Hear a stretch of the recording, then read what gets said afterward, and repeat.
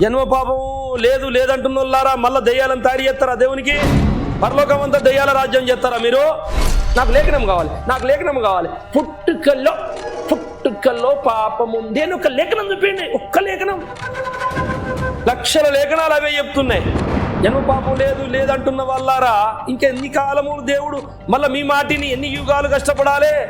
వద్దు, ఈ యుగముతో లాస్ట్. నా ప్రభు కన్నీరు. ఇక దుఃఖపెట్టకండి, నా ప్రభును సంతోషపడనిద్దాం. ఈ యుగంతో కథమైపోవాలి మీ దయ్యాల పంచి. మళ్ళీ మీరు లేనిపోని బోధలు తీసుకొచ్చి మీరేదో చేస్తామంటే మా పరిశుద్ధాత్మ ఊరుకోడు. మొత్తం తుణుకలు నరికి సంహరించేస్తాడు. అతి త్వరలోనే కార్యం జరుగుతుంది.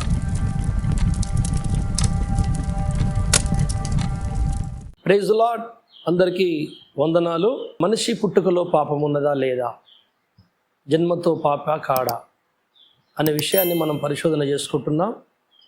ఇది 5వ బుధవారం, ఇది 5వ ఎపిసోడు.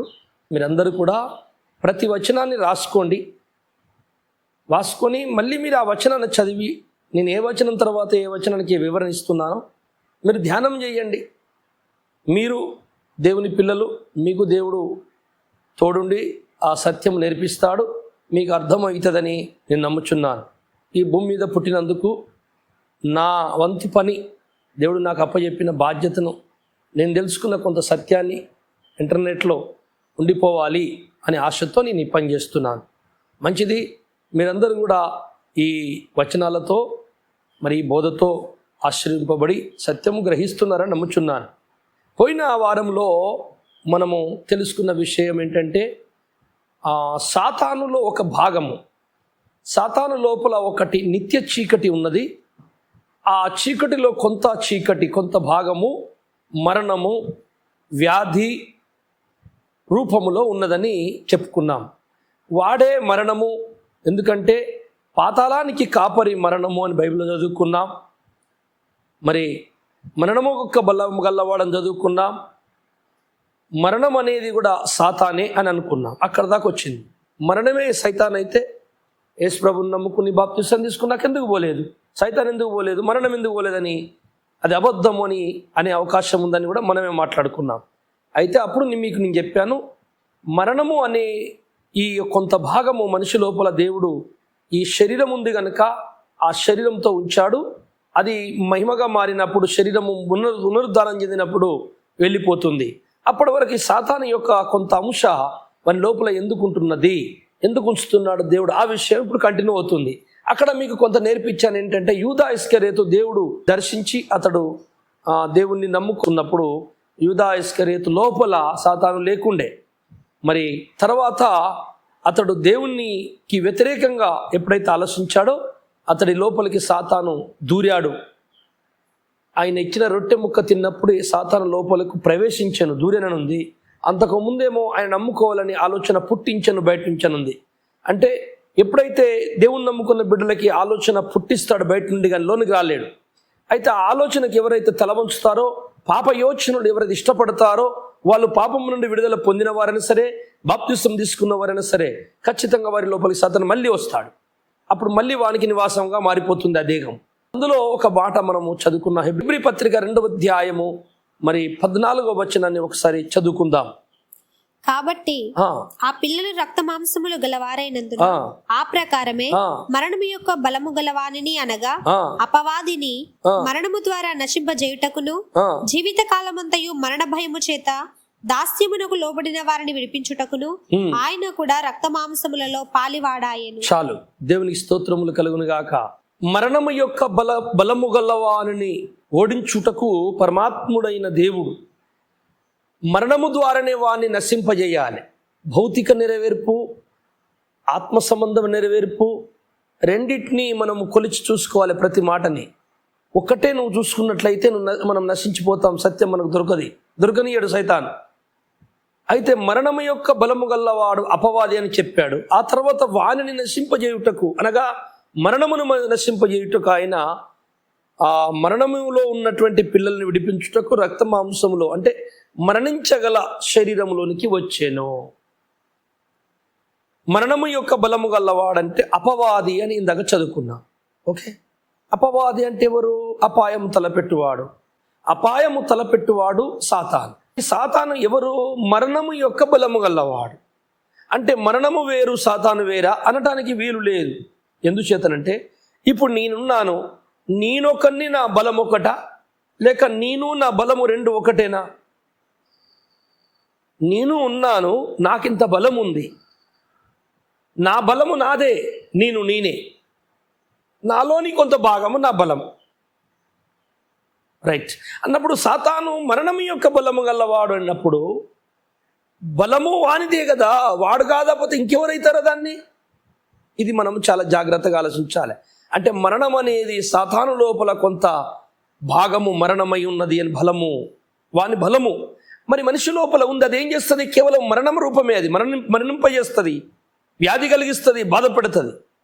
కానీ వాడిని ప్రేరేపించడానికి బయట నుంచే వాడు పనిచేస్తున్నాడు. ఇంకా వాని అసలు శక్తి బయట ఉన్నది. వాని శిరస్సు పగలగొట్టబడింది, వాని తోక బలముతో పన్నడుస్తుంది. పాముని మనం 2 ముక్కలు సర్పాన్ని నరికామనుకోండి, తలకాడ నరికామనుకోండి, ఏమిరా తలతో దగ్గర నరికేస్తే పాము మీరు చూడండి చాలాసేపు అది ప్రాణంతోనే ఆ తోక కొట్టుకుంటూ ఉంటుంది. అంతెందుకండి, మీ బల్లిని తోకని కూడా కొట్టండి, బల్లి తోక చాలాసేపు కొట్టుకుంటుంది, దాంట్లో ప్రాణం ఉంటుంది. అలాగే సాతాను యొక్క బలమైన ఈ మరణము వాని లోపల ఉన్నది, భక్తుని లోపల. వాడు బయట ఉన్నాడు, బయట నుంచి మళ్ళీ ప్రేరేపిస్తున్నాడు. వాడు ఏదైనా తప్పు చేస్తే మళ్ళీ కంప్లీట్గా లోపలికి వచ్చి నివాసం చేసుకోవచ్చు. 2 కొరింథీయులకు రాసిన పత్రిక 12:7 నాకు కలిగిన ప్రత్యక్షతలు బహు విశేషముగా ఉన్నందున నేను అత్యధికముగా హెచ్చిపోకుండా నిమిత్తము నాకు శరీరములో ఒక ముళ్ళు, నేను అత్యధికముగా హెచ్చిపోకుండా నిమిత్తము నన్ను నలగగొట్టుటకు సాతాను యొక్క దూతగా ఉంచబడెను. రైట్. పౌలు మహాభక్తుడు. అతడు హెచ్చిపోకుండా ఉండటానికి, అంటే భయము కలిగి తగ్గించుకుని ఉండటానికి శరీరములో ఏదో నొప్పో వ్యాధో రోగమో పెట్టబడి ఉన్నదట. అతడు ప్రార్థన చేస్తే అనేకులు బ్రతుకుతున్నారు, చనిపోయిన వాళ్ళు లేస్తున్నారు. నాకు ఇలా ఉన్నదేంటి అంటే, నేను కాదు చేసింది, నేను ప్రార్థన చేసినప్పుడు మరణించిన వాడు లేచింది నా శక్తి కాదు, అది దైవశక్తి అని తను అనుకొని, నేను పనికిరాని వాడిని, నాలో ఉన్న రోగమే పోగొట్టుకోలేని వాడిని, నేనెవరిని స్వస్థపరచగలను, అయితే స్వస్థత జరిగింది ప్రభు వలనే అని అనుకుంటూ తనకు తను తగ్గించుకొని బ్రతకాలి. అప్పుడు ఏమవుతుందంటే దేవుని శక్తి అతని మీద ఇంకా అధికం అవుతుంది. అతడు ఇంకా అనేక అద్భుతములు చేయగలడని దేవుడు అతనికి ఒక వ్యాధో ఒక ముళ్ళుగా పెట్టాడట. ఆ ముళ్ళు ఎవరయ్యా అంటే సాతాను అంటాడు. సాతాను ముళ్ళు రూపంలో ఉంటాడా? ఉంటాడు. సాతాను రోగ రూపంలో ఉంటాడా? ఉంటాడు. రోగ రూపములు ఉన్నప్పుడు రోగమే, ముళ్ళు రూపములు ఉన్నప్పుడు ముళ్ళే, మరణ రూపములు ఉన్నప్పుడు మరణమే. కానీ అసలు అంశవాంది ప్రేరేపించి చెడగొట్టే వాని భాగమంతా బయటికి వెళ్ళిపోతుంది, దేవుని బిడ్డలో ఉండదు. ఎప్పుడైతే పౌలు ఆ రోగం ఉన్నను, అన్నీ ఉన్నను, ఆ భయము లేకుండా నా అంత తురుంకాలు లేడు, నేను చేస్తే మీరు బతికినరు, దేవుడు నేను ఒక్కటే అని ఇట్లా ఎప్పుడైతే గర్వించితే, ఉప్పొంగితే, సాతాను ముళ్ళుగా ఉన్న ఈ వ్యాధి సాతానే తనలోకి ప్రవేశిస్తాడు. మళ్ళీ అప్పుడు వాడు అపవాది కుమారుడైపోతాడు ఆ వ్యక్తి. అలా కాకుండా నేను బ్రతకడానికి నా దేవుడు నాకు సాతాను ముళ్ళుగా పెట్టాడు, పలుమారులు దీన్ని తొలగించుమని నేను ప్రార్థిస్తేని కానీ నా కృప నీకు చాలు పో, నీకేం కాదన్నాడు ఆయన. అంటే మానవుణ్ణి యేసయ్య రూపములో తీసుకురాటకు, తన చిత్తాన్ని మానవుల ద్వారా నెరవేర్చుకున్నటకు ఆ పరమాత్ముడైన దేవుడు సాతాను ఒక అంశాన్ని, మరణముని వానికి ఉంచాడు ఈ శరీరంలో. ఎఫెసీ 4:27 ఏం రాయడం చూడండి. ఇంకొక మాట, అపవాదికి చోటు ఇయ్యకుడి. అపవాదికి చోటు ఇయ్యకుడి అంటే చోటు ఇస్తే వస్తాడా? చూసారా? వాడు చోటు దొరకక యూదా ఇస్కరియోతును ప్రేరేపించుకుంటూ వస్తున్నాడు. వాడిని బయట నుండి పంపిస్తున్నాడు వానికి అంత తరంగాలని. ఎందుకంటే వాడు మహాజ్ఞాని కదా, సృష్టిలో మొదటి కుమారుడు కదా లూసిఫరు.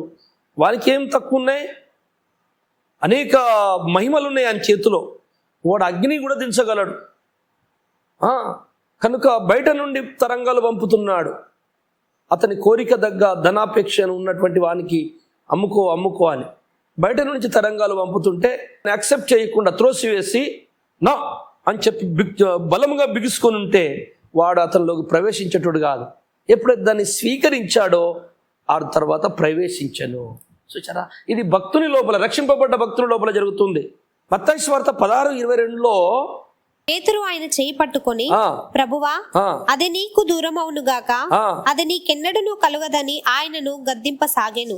అయితే ఆయన పేతురు వైపు తిరిగి, సాతానా, నా వెనుకకు పొమ్ము. అది పేతురు అంతకు ముందు ఏమన్నాడంటే, పేతురు, నువ్వు సంఘమును బండ మీద కట్టెదవు, నువ్వు ప్రథమ శిష్యుడవు, నా సంఘాన్ని గడతావు, నీకు సర్వాధికారం తాళం చేతులు ఇస్తాను అని ఏమేమో అతన్ని పొగిడాడండి ప్రభు.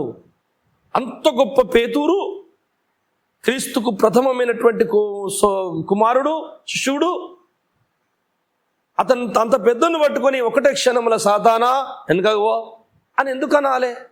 అంటే నువ్వు భక్తునివైనా, నువ్వెంత పెద్ద వాడవైనా, ఈ శరీరంలో ఇంకా మరణం అనే సాతాను అంశ నివసిస్తున్నది కనుక బయట నుండి వాడు ప్రేరేపిస్తుండి. నువ్వు కనుక ఎప్పుడైతే నువ్వు శిలువ యజ్ఞము నీకు దూరమవునుగా కానీ అతడు అన్నాడో, ఇది దైవ జ్ఞానము కాదు, దైవ ప్రేరేపణ కాదు, నా తండ్రి ప్రేరేపించింది కాదు, ఆత్మ ప్రేరేపణ కాదు, సైతాను ప్రేరేపణ, సాతానా వెనకవో అనగానే పేతురు అర్థం చేసుకున్నాడు, ఓహో నా ఈ భాష కరెక్ట్ కాదు అని.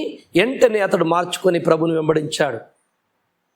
సాతాను బయట నుండి వతరంగాలు పంపడము, ప్రేరేపించడము వేరు, లోనికి దూరడము వేరు. సో ఒకప్పుడు లోపలున్నోడే బాప్తిసం తర్వాత, రక్షణ తర్వాత పోయాడు, కానీ మరణం అనే అంశం అట్లనే ఉన్నది.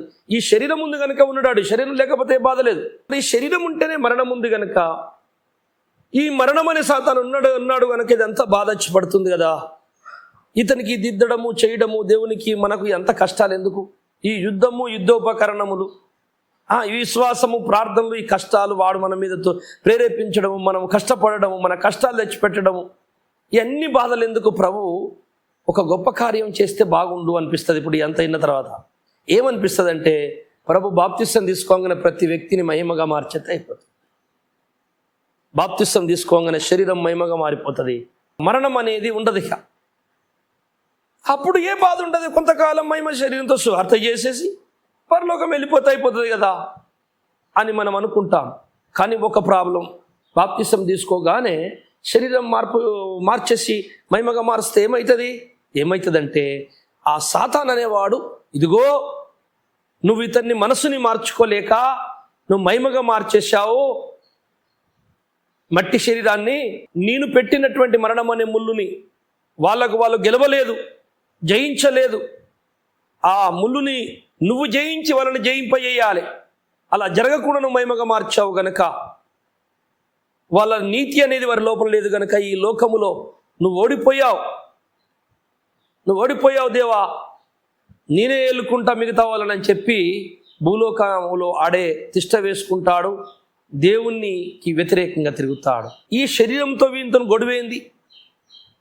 ఈ శరీరం ఉన్నది కనుక వాళ్ళని పట్టుకొని పీడ్చుకొని తింటున్నాడు. ఇక్కడ మహిమగా మారిస్తే ఊరుకోడు, ఇక్కడి పదార్థాన్ని నువ్వెట్లా మహిమ మార్చిన వాళ్ళు మారకముందని మళ్ళొకడు అంటాడు. ఈ బాధలు నాకెందుకని ఒకవేళ మహిమగా మార్చకుండా ప్రతి వ్యక్తి శరీరాన్ని ఇక్కడ పడేయండి రమట్లో, వాడు శరీరం ఉందని బాగా ఎగురుతున్నాడు, శరీరం బాగా మాట్లాడుతున్నాడు, శరీరం వద్దేమద్దు అని శరీరాలన్నీ ఇక్కడనే వదిలేసి పరదేశంలో ఉన్న నీతిమంతుల ఆత్మలను, భూమి మీద ఉన్న నీతిమంతులందరినీ తీసుకుపోయి పరలోకంలో బొచ్చడున్నది పదార్థం ఆయన దగ్గర, సృష్టికర్త దగ్గర. అక్కడున్న పదార్థంతో ఒక శరీరం వాళ్ళందరూ చేసుకొని హాయిగా దేవుడు మళ్ళా తన పని చేసుకోవచ్చు. అలా చేస్తే ఏం జరుగుతుంది? భూమి మీద ప్రతి దానికి ఏదో ఒక సమస్య ఉంటుందండి.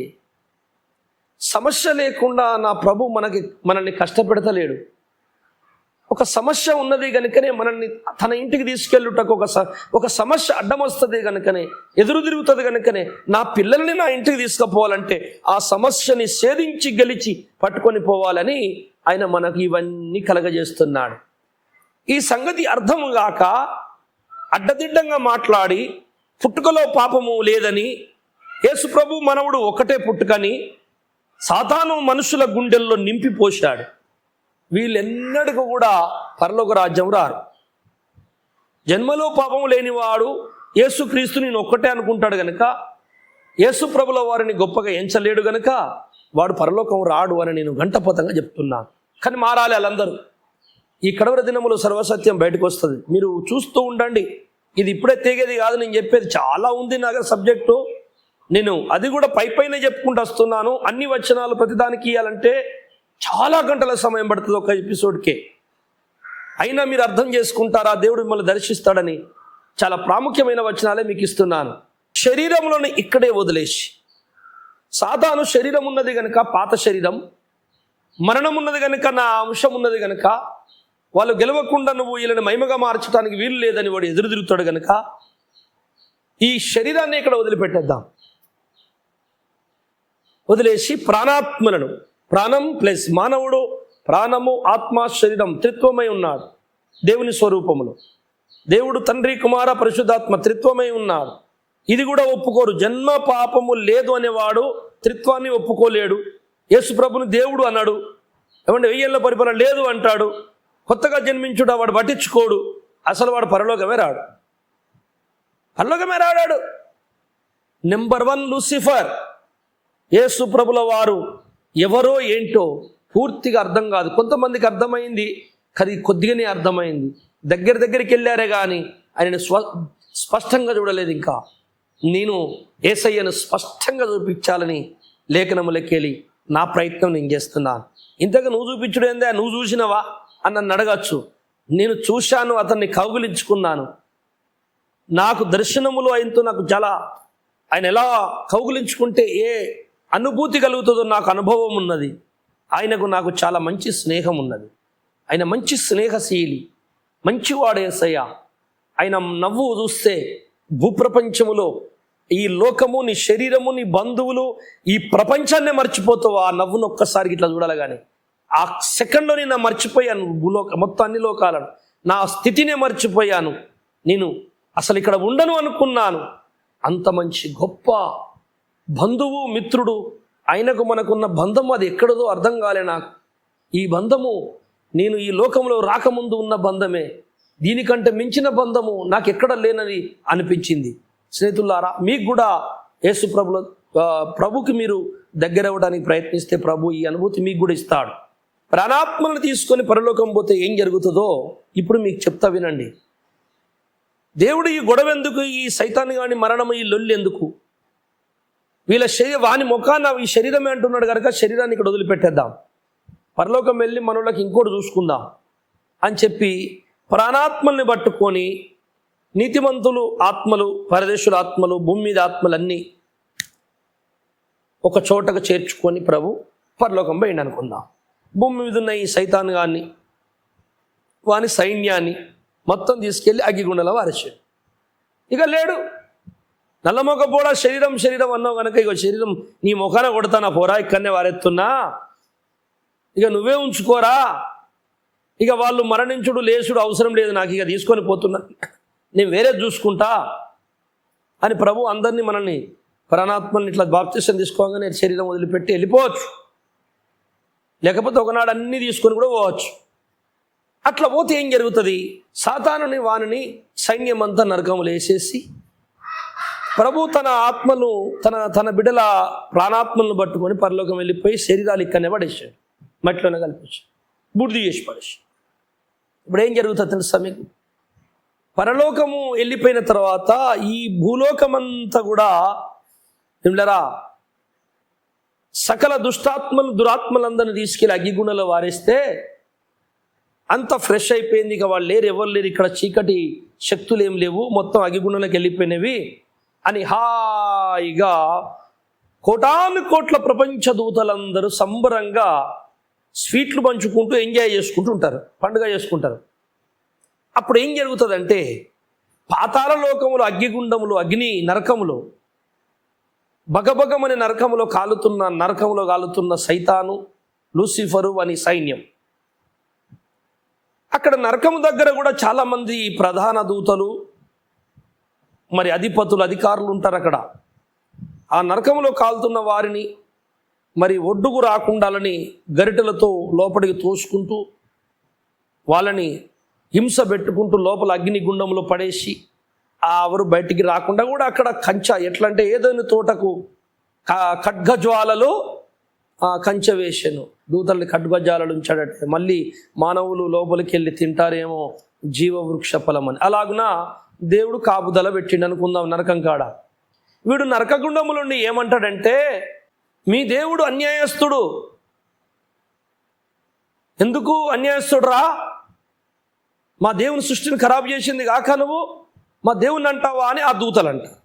లేదు లేదు లేదు, మీకు ఇప్పుడు చెబుతున్నా వినండి, నేను ఈ సృష్టిలో చాలా మంచి పనులు చేశాను, చాలామంది నన్ను ఇష్టపడ్డారు, నా ఐడియాలజీ, నా డైరెక్షను, నా సలహా మానవులకు ఎంతో ఉపయోగపడింది, ఎంతో డెవలప్ అయిపోయారు.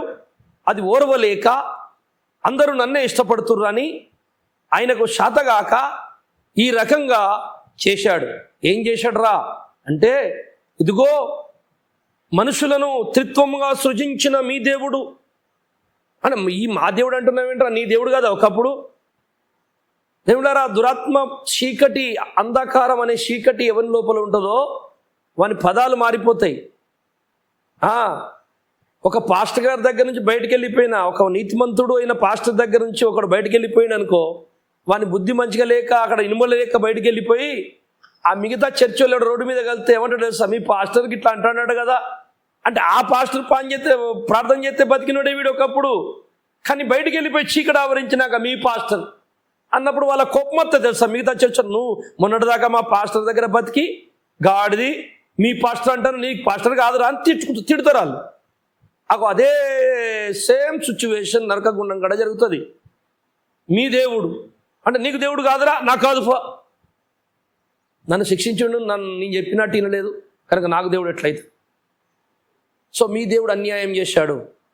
త్రిత్వముగా సృజించిన ప్రాణము, శరీరము, ఆత్మ అనే 3 భాగాలుగా మానవుని సృజించి, ఆ 3 భాగాల మానవుణ్ణి నేను పాపముతో నింపి, నా ఐడియాలజీతో నింపి, నేను నా ఆలోచనలోకి తీసుకొచ్చినప్పుడు వాళ్ళకి మరణం సంభవించింది. మరణము సంభవిస్తే వారిని ఏం చేశాడో, మరణము కలిగిన మృతతుల్యమైన శరీరాన్ని ఇక్కడ వదిలిపెట్టేసి ఆయన సృజించినటువంటి త్రిత్వమైన మానవుణ్ణి ఒకటి వదిలేసి 2గా అంటే ప్రాణాత్మలు తీసుకొని వెళ్ళిపోయాడు. మీ దేవుడు ఓడిపోలేదా? మీ దేవుడు ఓడిపోయాడండి. ఇట్లెందుకు చేశావయ్యా అని నిలదీసి అడిగితే నన్ను నా సైన్యాన్ని అగ్గిగుండంలో వేశాడు. సోదరులారా, మీ దేవుడు అన్యాయస్తుడు. ఈరోజు నాకు జరిగింది అన్యాయం, ఎప్పటికీ మీకు జరుగుతుంది. సకల దూతలకు చెప్పండి, పోయి అన్యాయం జరిగింది నాకు, మర్యాదగా నన్ను అగ్నిగుండంలోకి బయట తీసి ఈ ప్రశ్నకు సమాధానం చెప్పమను. దేవుడైతే, నీతిమంతుడైతే ఆయన సింహాసనము నీతి న్యాయం గలదేమో, ఇట్లా ఎందుకయింది అని ఆ దూతల్ని పొడిచి పొడిచి అడుగుతుంటాడు కాకిలాగా. వాళ్ళ మనసు కలుక్కుమంటుంటుంది. ఎందుకంటే దేవుడు త్రిత్వము చేశాడు, ఆయన శరీరాన్ని కూడా పట్టుకపోతే అయిపోగదా, గెలిపించి మరణాన్ని గెలిపించి అనవసరంగా వదిలేశాడు కనుక ఓడిపోయినాడు కదా మీ దేవుడు. ఏందని అడిగితే ఇది దౌర్జన్యం, అన్యాయం. శక్తి ఉంది కదా సృష్టికర్తనని నన్ను అగ్గిగుండంలో పడేసాడు. ఆయన నియమించిన చట్టానికి ఆయన దారి తప్పిపోయాడు, తనకు తనే ఖండించుకున్నాడు. కనుక మీ దేవుని దగ్గర న్యాయం లేదు అని వాడు ఒక భీకరమైనటువంటి స్వరముతో అరుస్తుంటే నరకములో ఈ అపశృతి నాదము సర్వలోకాల దూతలకు ఒక విధమైన వైరస్సు ఏదో సోకినట్టు, ఏదో అపశృతి జరుగుతున్నట్టు విశ్వములో గిమ్మని నాదం మోగుతుంటే వాళ్ళకి అర్థము కాక ఏదో జరుగుతుంది, ప్రళయం వచ్చేటట్టుంది విశ్వానికి. అంటే మామూలు వ్యక్తి కాదు లూసిఫరు. వాడు సృష్టిలో ప్రథమ కుమారుడు, మామూలుడు కాదు వాడు అరుస్తే అట్లా వెళ్ళిపోతుంది అనమాట విశ్వలోకాలకి. అట్లా సిగ్నల్స్ వచ్చేసినాయి వాళ్ళకి. వాళ్ళ దూతల్లో పెద్దలు, ప్రధానులు ఉంటారు, వాళ్ళని పిలిచి అయ్యా ఇదంతా ఏందో జరుగుతుంది, ఏం జరిగింది అసలు అంటే, మరి లూసిఫర్ని అయితే అగ్గిగుండంలో వేసిండు, మరి ఏం జరిగింది, వాందే కావచ్చు ఈ అరుపులు, వాడు ఏమని అరుస్తున్నాడో ఏమో, ఒకసారి తండ్రి దగ్గరికి మేము పోయేస్తాం, మీరు అలాంటి ఉండండి అని అన్ని లోకాల ప్రధాన దూతలు వారి వారి మహిమ రథాల మీద ఆ మహారాజు పట్టణము ఉత్తర దిక్కున సభాపర్వతము కెరుబుల సెరుబుల మధ్యలో 24 పెద్దల మధ్యలో కొనియాడబడుతున్న మహాతండ్రి దగ్గరికి ఈ దూతలందరూ జై అని వెళ్ళిపోయి అక్కడ చేరుకుంటారు. ఈ నరకగుండం కాడ వాని మాటలు వడలేక, వాని మాటలకు సమాధానం చెప్పలేక బాధ కలిగిన ఈ ప్రధాన దూతలు కూడా అక్కడ చేరుకుంటారు.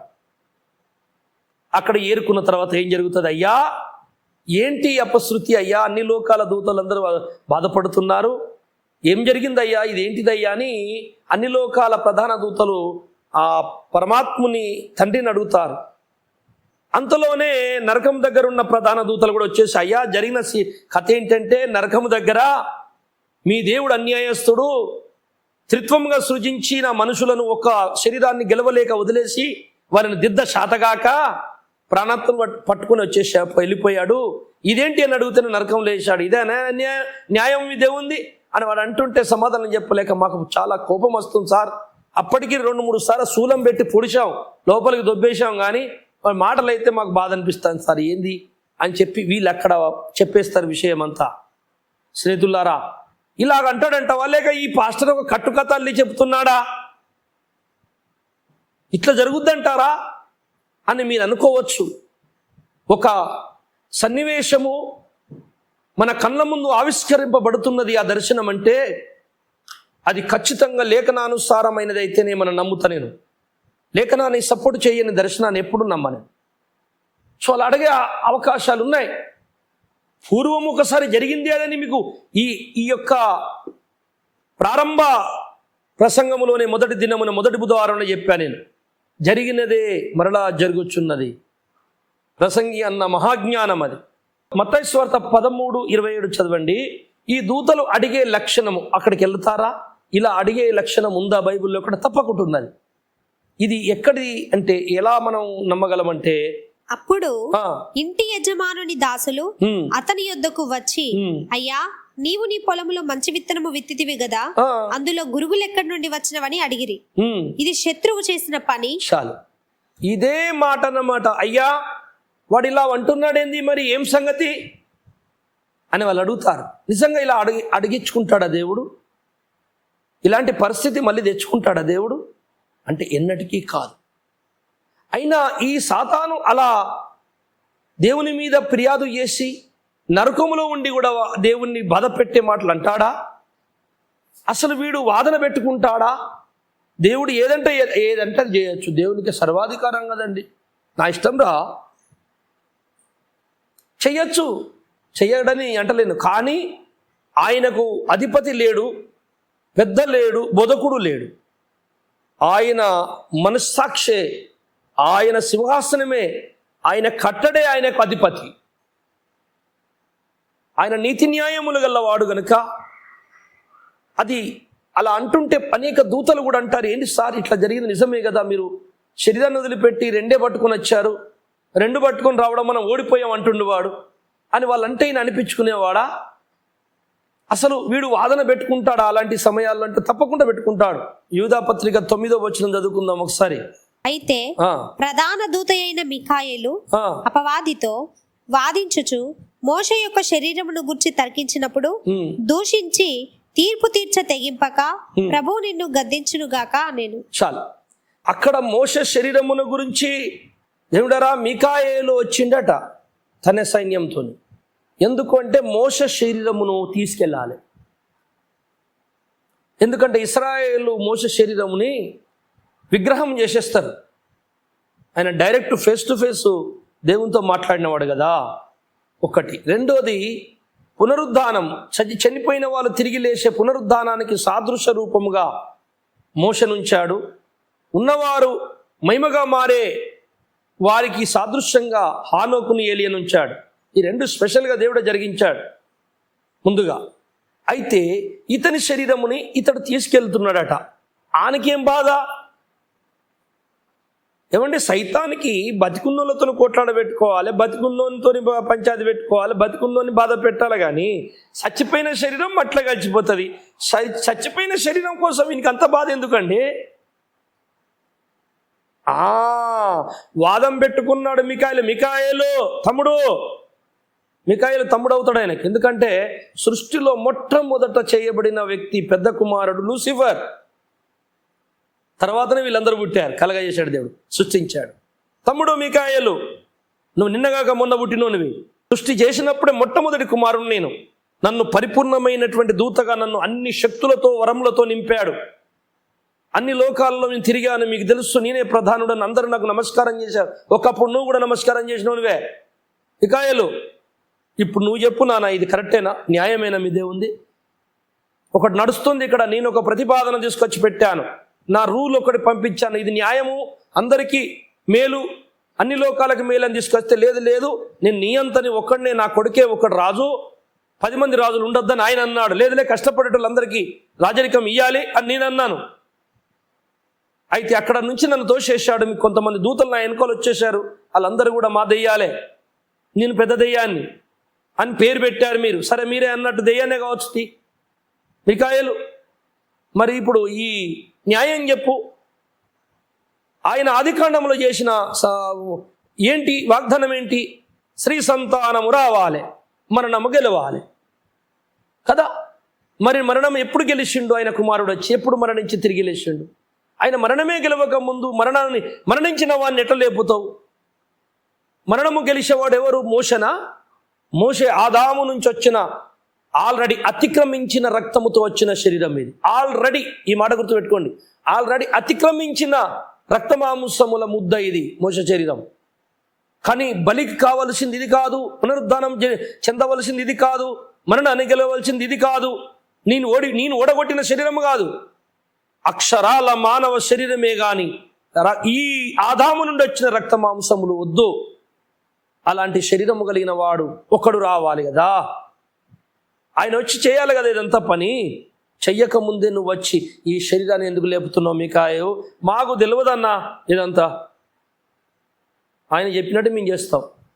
తీసుకురమ్మన్నాడు, దానికి ఆయన ఏమనుకుంటుండో ఏం చెప్తాడో మాకు తెలియదు. అందరినైతే పట్టుకపోతలేను కదా. లేదు కానీ మరి ఇది ఒక్కటే ఎందుకు, ఎందుకంటే నీకెందుకే ఆయన పంపించి నిన్ను వచ్చిందని తీసుకుపోతానా అని మనోడు దౌర్జన్యం రౌడీజం చేసి సైతాన్ గారిని ఏమన్నాడు తెలుసా? దేవుడు నిన్ను గద్దించునుగాక, ఆయన నామములను ఆనబెట్టావు గనుక. వాడు బెదిరి ముందుకు జరిగాడు, వెనుకకు జరిగాడు. మనోడు శరీరం తీసుకుని వెళ్ళాడు. అంటే వాదన చేస్తాడన్నమాట. ఎగ్జాక్ట్లీ ఆడు లీగలిస్టు. సాతాను పరలోక చట్టానికి విరుద్ధంగా పనిచేయడు, కరెక్ట్గా మాట్లాడతాడు. నువ్వు ఇట్లా అన్నావు కదా, ఇట్లనే అయ్యి ఆదామవ్వ మీరు చావనే చావరు, చచ్చారా తినంగానే? కానీ అసలు విషయం తెలియనియడు. దిండ్లారా, వాడు కరెక్ట్గా మాట్లాడు. మీయోడు పెట్టిన రూలే కదా బాబు. అవును, మరి ఎందుకు తీసుకుపోతున్నావు? నరకంలో పడవేస్తే ప్రాణాత్మను తీసుకొని వెళ్ళిపోయి శరీరానికనే వదిలేసి వాళ్ళందరినీ తీసుకెళ్లి సైతాను అని సమూహాన్ని నరకంలో వేస్తే వాడు అక్కడ ఇట్లాంటి వాదన చేస్తాడా? విశ్వంలో దేవుణ్ణి బాధ పెడతాడా అనటానికి మీకు ఆ సాక్ష్యాధారాలు లేఖనం. ఒకటి, మోషే శరీరం గురించి వాడు వాదానికి దిగాడు. రెండవది దానియేలు గ్రంథము 10వ అధ్యాయము 13వ వచనమా, పారసికుల రాజ్యాధిపతి 21 దినములు నన్ను ఎదిరించెను. ఇంకా పారసికుల రాజుల సముఖమున నేను నిలుచుండగా ప్రధానాధిపతులలో మికాయేలును ఒకడు నాకు సహాయం చేయవచ్చెను. 70 సంవత్సరాలు గడిచిపోయినవి. ఇర్మియా ద్వారా రాయబడినటువంటి ప్రవక్తల ద్వారా చెప్పబడిన బానిసలుగా కొనిపోబడ్డటువంటి దినములు. బబులోనులో ఇశ్రాయేలు 70 సంవత్సరాలు చెరకెళ్ళిపోతారు అని చెప్పి ప్రవక్తలు చెప్పిన గ్రంథాలను చదివి తెలుసుకున్నాడు. సమయమైపోతుంది, ప్రభువా మళ్ళీ మా దేశము మా ప్రజలను అక్కడికి వెళ్ళనివ్వవా, మళ్ళీ ఆ యెరూషలేముకు పూర్వ వైభోగము కలిగించవా తండ్రి, మా పితరుల పాపాలు మా పాపాలు క్షమించమని ప్రార్థన చేస్తున్నాడు. అయితే యెరూషలేములో మరలా పూర్వస్థితి తేవడానికి అతనికి దర్శనం ఇవ్వడమే కాదు, భవిష్యత్తులో భూమి మీద ఏం జరగబోతుందో యుగాంతమందు అంతటి మర్మాలు కూడా తెలియపరచాలని ప్రభు సంకల్పించి దానియేలుకి గాబ్రియేలు దూత బయలుదేరి వస్తుంటే మధ్యలో ఆకాశంలో మరి సాతాను అని సమూహం అడ్డుకున్నారట. ఎందుకు అడ్డుకున్నారో మీరు చెప్పాలి. ఈయన అంటున్నాడు, ఈ దూత, ఈ గాబ్రియేలు దూత ఏమంటున్నాడు దానియేలుతో అంటే, దానియేలు నేను బయలుదేరి నువ్వు ప్రార్థనకు మోకరించినప్పుడు వెంటనే ప్రభు నన్ను పంపాడు, నీకు ఈ వర్తమానం పట్టుకొని వస్తుండగా మధ్యలో ఈ లూసిఫర్ మరి సైతాన్ నాకు అడ్డగించాడు. 1 దినము కాదు, 2 దినములు కాదు, దానియేలు 21 దినం అడ్డగించారట. అప్పుడు మికాయేలు ఆయన సైన్యము వాళ్ళు వచ్చి ఈయనకు సహాయం చేశారట. రే పక్క జరుగు లూసిఫర్ అని ఆ దూతలు వీళ్ళ దూతలు కలిసి పోరాటం చేసి, అన్న నువ్వు వెళ్ళిపోయా, దానియేలు దగ్గర అన్నీ చెప్పిరాపో అని గాబ్రియేలుని పంపించాడట మికాయేలు.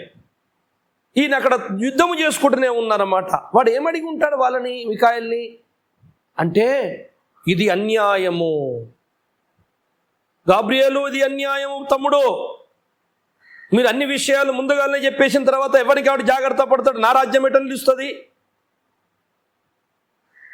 ఇది జరగవలసింది ముందు బాగా టైం ఉంది కదా, ఇప్పుడే ఎందుకు పంపుతున్నావు? ప్రకటన గ్రంథం అప్పుడు రాసుకో. ప్రకటన గ్రంథం మర్మములకు ఇప్పుడు చెప్తున్నావేంటి? అదన్నమాట వాని బాధ, అదన్నమాట వాని బాధ. అడ్డగిస్తుంటే మా దేవుని సంకల్పం ఇలాగే ఉంది, మేము ఆయన చెప్పిందే చేస్తామని వాడిని దౌర్జన్యంగా నొక్కి పారేసి ఈ భూమి మీదకి వచ్చి దానియేలుతో ఈ విషయాలు చెప్తున్నాడు. తొందరగా ఇవన్నీ ఈయన రాసుకో, నేను మళ్ళీ అక్కడికి వెళ్ళాలి, మళ్ళీ ఒక్కడే పోరాడుతున్నాడు, మేము మా సైన్యం మళ్ళీ పోరాడాలి అంటే దీన్ని బట్టి మీకేమర్థమవుతుంది?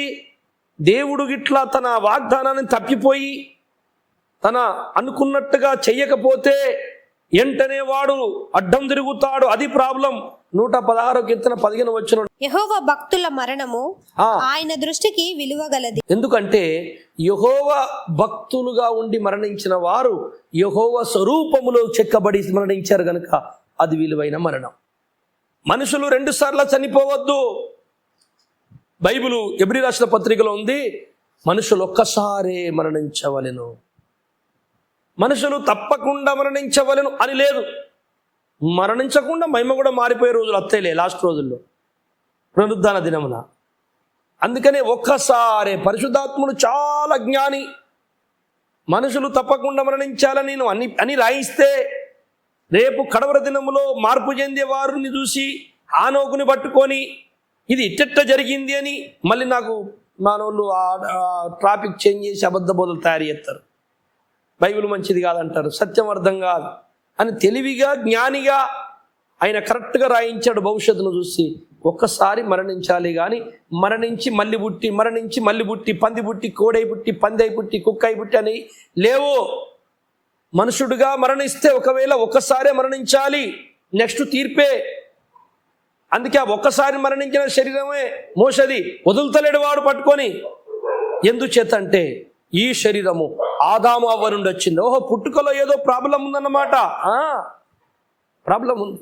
అయితే ఒక సమయం ఉన్నది, ఆ సమయం వచ్చే వరకు నీ ప్రభు ఏమైతే చేస్తానన్నాడో అవే చెయ్యాలి. మార్పు చేస్తే నేను ఊరుకోనంటాడు దయ్యం.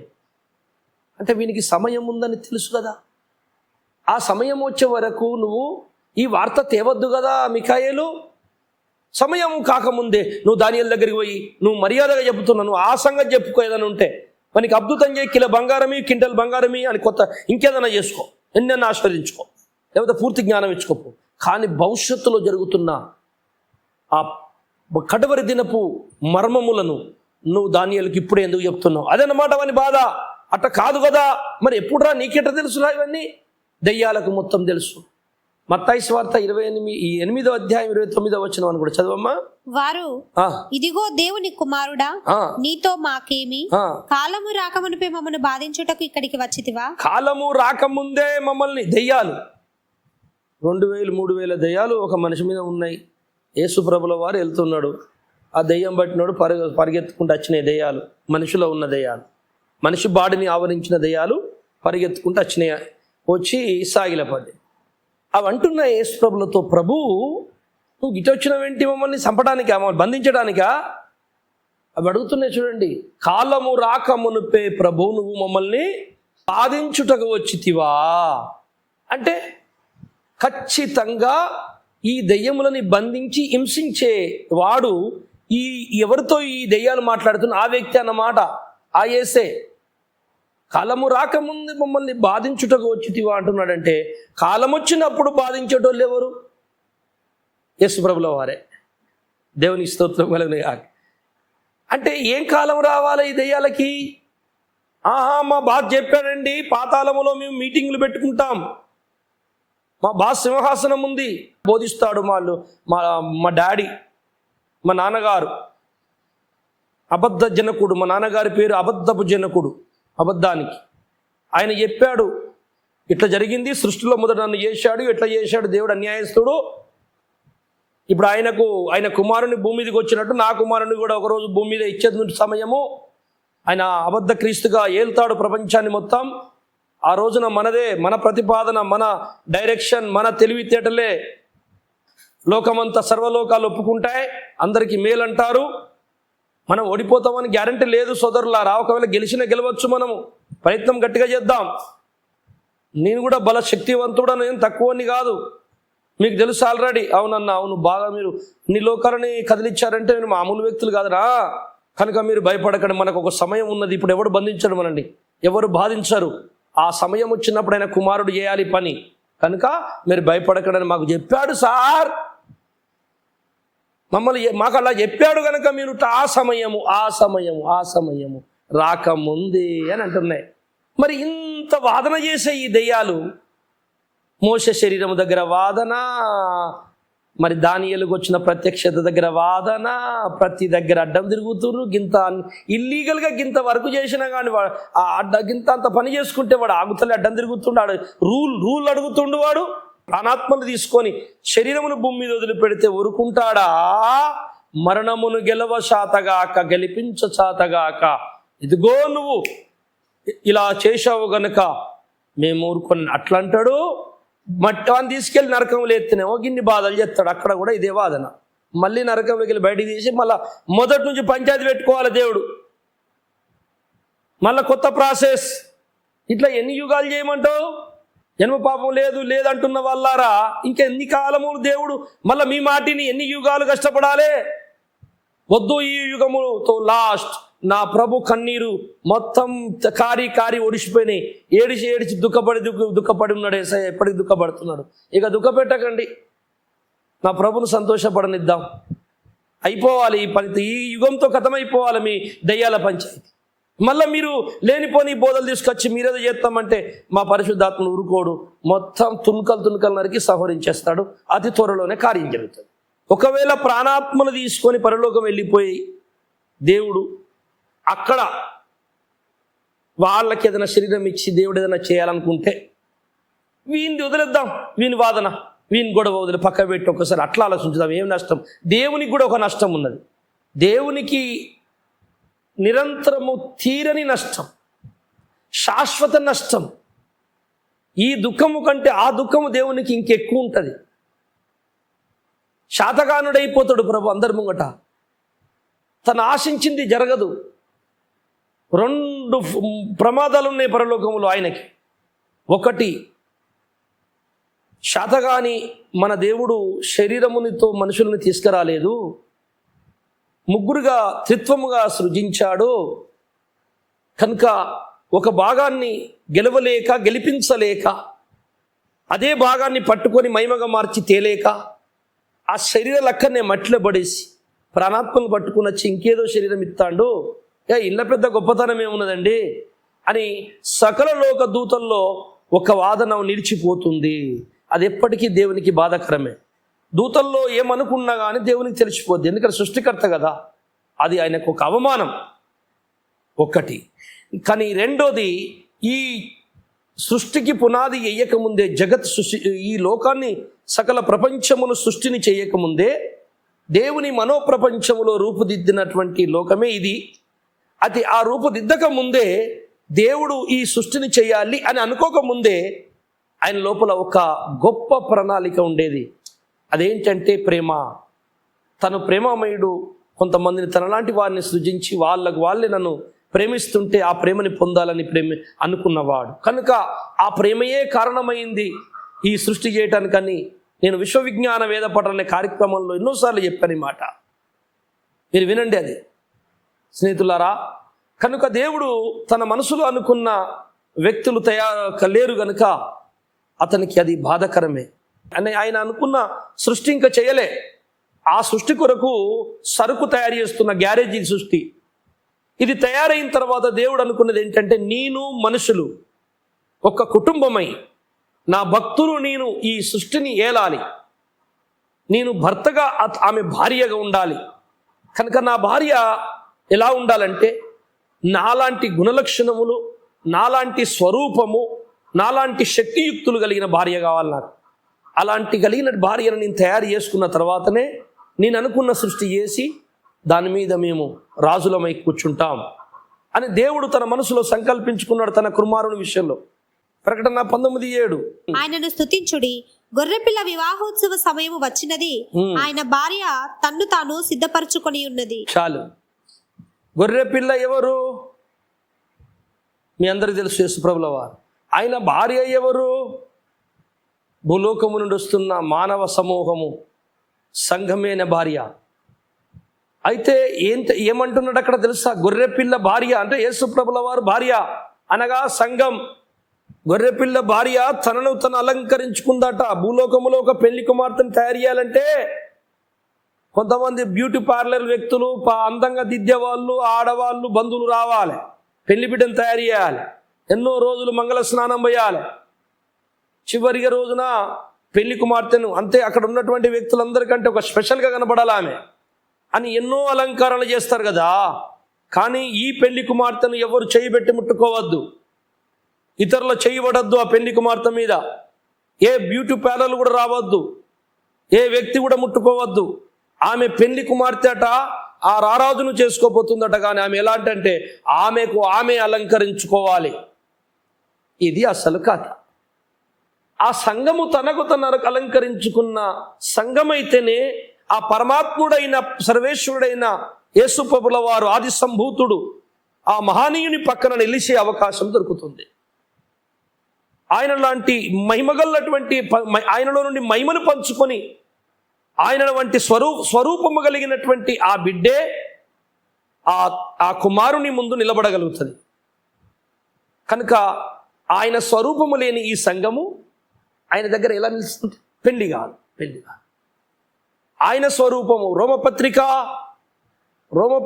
12:2 మీరు ఈ లోక మర్యాదను అనుసరింపక ఉత్తమమును అనుకూలమును సంపూర్ణమై ఉన్న దేవుని చిత్తం మీద పరీక్షించి తెలుసుకొనున్నట్లు మీ మనస్సు మారి నూతన మగుట వలన రూపాంతరము పొందుడి. ఏ రూపాంతరము పొందుడి? మనస్సు రూపాంతరం, శరీర రూపాంతరము ఆ తర్వాతనే. ముందు మనసు రూపాంతరం కావాలి. మనసు రూపాంతరం పొందకుండా శరీరం రూపాంతరం చేస్తే గొడవలు అవుతాయి. అగ్గిగుండముల వాడు ఒప్పుకోడు, విశ్వలోకాలలో లొల్లి అవుతుంది, అందరూ అడుగుతూ ఉంటారు. రెండోది తన మనస్సాక్షికి మంచిగా అనిపించదు, దేవునికి బాధ కలుగుతుంది. మూడోది తననుకున్న భార్య కానే కాదు ఆమె రూపాంతరం లేని నల్ల మొగపు గుణము కలిగిన భార్యను పెట్టుకొని ఏం చేయమంటావు? మళ్ళా దయ్యాల పరలోకంలో జన్మ పాపము లేదంటున్నారా? మళ్ళా దయ్యాలను తయారు చేస్తారా దేవునికి? పరలోకం అంతా దయ్యాల రాజ్యం చేస్తారా మీరు? ఈ రూపాంతరము పొందని మనుషులను తీసుకెళ్తే వాళ్ళ ప్రాణాత్మల్లో ఉంది గుణమంతా, ప్రాణాత్మలే కదా, ఆత్మనే కదా, శరీరంలో ఏమున్నది? వాళ్ళు శరీరంలో, జాగ్రత్త వినాలి, శరీరంలో ఉండి రూపాంతరము చెందుతేనే అక్కడ పనిచేస్తారు యేసయ్యతో. శరీరం లేకుండా వాడు మహిమగా మారి నాకు రూపాంతరం చెందుతాడా? శరీరం రూపాంతరం చెందింది, మనసు రూపాంతరం చెందలే. చూశారా? మట్టి దేహములో మారనివాడు, జాగ్రత్త వినాల మాట, మట్టి దేహములో మారనివాడు మహిమ దేహములో మారునా? మట్టి దేహములో మారనివాడు మహిమ దేహములో. ఇన్ని రోగాలు, ఇన్ని బాధలు, కష్టాలు, దుఃఖాలు ఉన్నోడే మారతలేడే. ఎన్నిసార్లు రోగం వచ్చిన బుద్ధి రాదే వీనికి.